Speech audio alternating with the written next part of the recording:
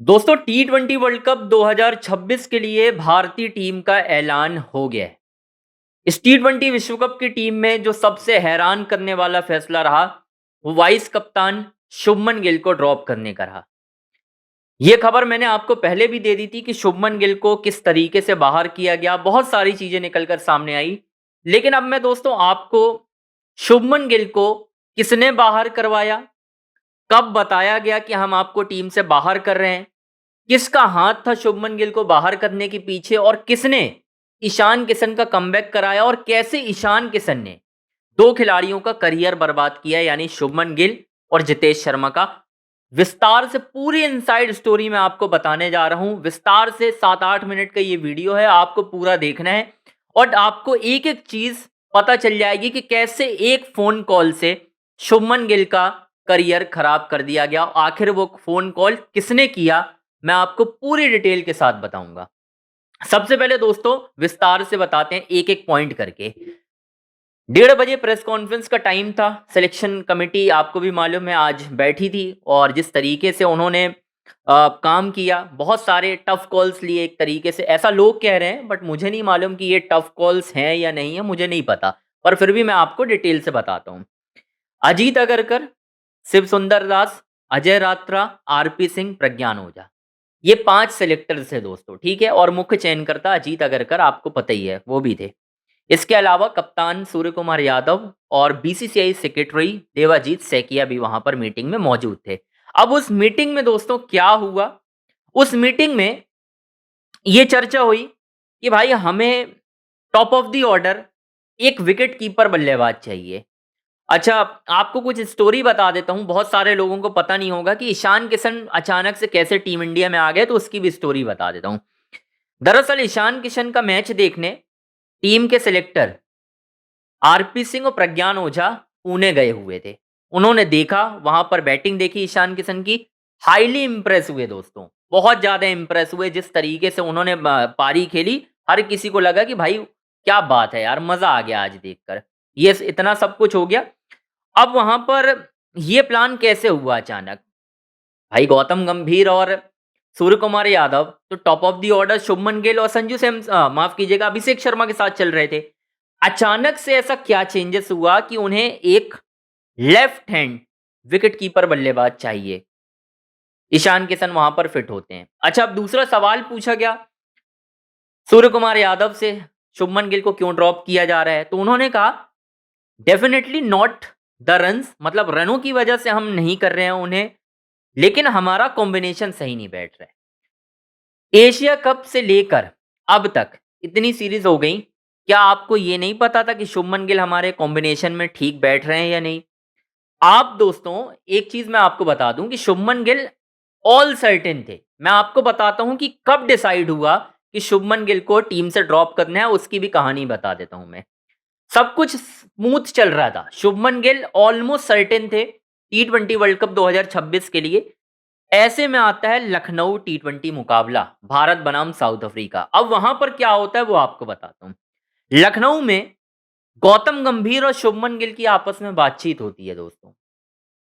गौतम गंभीर जो है वो कहीं ना कहीं एक इंडिकेशन देते हैं, उस दिन बताते नहीं है, लेकिन एक इंडिकेशन देते हैं कि भाई सोशल मीडिया का प्रेशर बहुत ज्यादा बढ़ रहा है। और सोशल मीडिया के प्रेशर में ये कहा जा रहा है कि गौतम गंभीर शुभमन गिल को बहुत ज्यादा सपोर्ट कर रहे हैं, लगातार मौके दे रहे हैं। जब कन्वर्सेशन हो रही थी उस वक्त शुभमन गिल के अगर आपने फेस देखा हो तो वो साफ बता रहा था कि शुभमन गिल बड़े निराश नजर आ रहे हैं। शुभमन गिल को शायद ये इंडिकेशन मिल रहा है कि भाई मुझे ये बाहर कर देंगे, लेकिन फिर भी सर्टेन नहीं था कुछ भी, ये हो ही जाएगा। अब जब मीटिंग शुरू हुई, अचानक से जितेश शर्मा को भी लेफ्ट आउट कर दिया गया, शुभमन गिल को भी बाहर कर दिया गया। रिंकू सिंह जो कि साउथ अफ्रीका सीरीज में हिस्सा तक नहीं थे टीम का, उनकी भी दोस्तों टीम में वापसी हो जाती है। लेकिन एक खिलाड़ी हर्षित राणा जिसके बारे में कोई बातचीत नहीं होती, उन्हें टीम में सर्टेन रूप से रखा जाता है। अब कहानी आती है कि शुभमन गिल को जगह किसने नहीं दी। दरअसल कहानी ऐसी है कि गौतम गंभीर नहीं चाहते थे कि शुभमन गिल वर्ल्ड T20 जाएं। ठीक है, शुभमन गिल ने प्लान बनाया था गौतम गंभीर ने कि भाई नहीं, शुभमन गिल को अगर लेके जाएंगे तो सूर्य कुमार यादव भी हमारे आउट ऑफ फॉर्म है, रन नहीं बन रहे हैं, शुभमन गिल भी आउट ऑफ रन्स चल रहे हैं, तो क्या मैं 2 आउट ऑफ फॉर्म प्लेयर को लेकर टी20 वर्ल्ड कप जा सकता हूँ? बात नहीं जम रही थी। सब कुछ हो गया, मीटिंग हो गई। अब मीटिंग तक भी ये नहीं बताया गया था शुभमन गिल को कि आप टी20 वर्ल्ड कप की टीम में नहीं चुने जा रहे हो। शुभमन गिल पूरी तरह से सर्टेन थे कि मुझे टीम में जगह मिलेगी। फिर एक कॉल जाता है दोस्तों, चीफ सेलेक्टर अजीत आगरकर का, मीटिंग खत्म होने के बाद।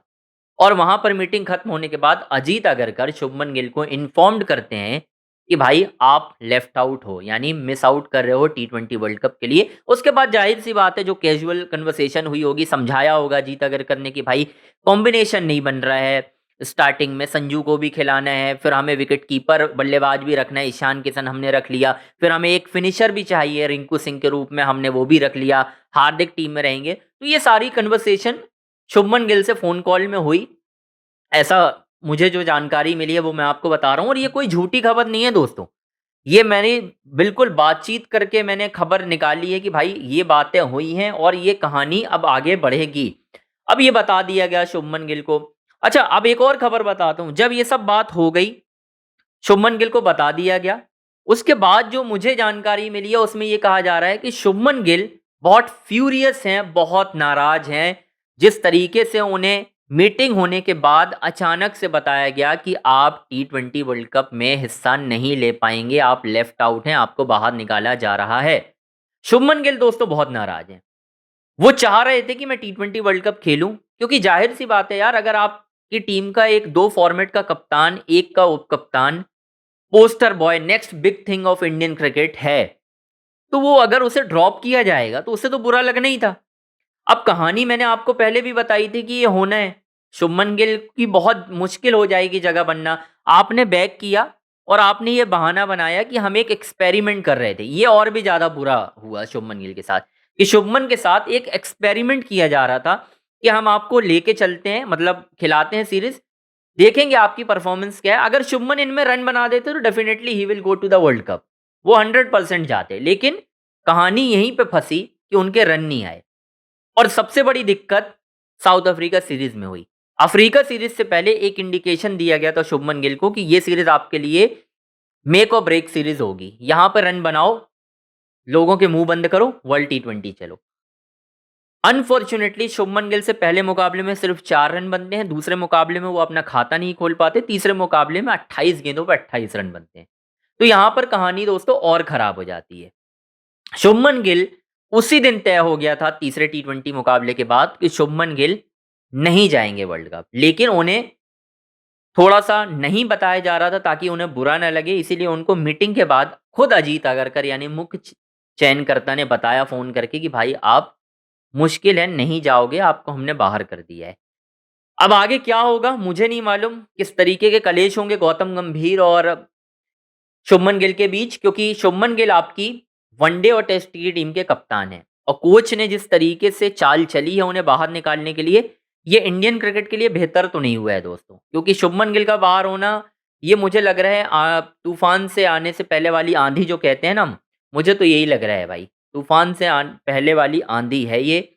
और अब ये इंडियन क्रिकेट में वो ग्रेग चैपल वाला दौर वापस ला सकती है, जहां पर कप्तान खिलाड़ियों पर भरोसा नहीं कर पाएगा, खिलाड़ी कप्तान पर भरोसा नहीं कर पाएंगे, और खिलाड़ी कोच पर भी भरोसा नहीं कर पाएंगे। क्योंकि जितेश शर्मा की क्या गलती थी, उन्हें भी बाहर किया गया, उन्हें भी नहीं बताया गया कि हम किस तरीके से आगे चल रहे हैं, किसको लेना है, किसको नहीं लेना है।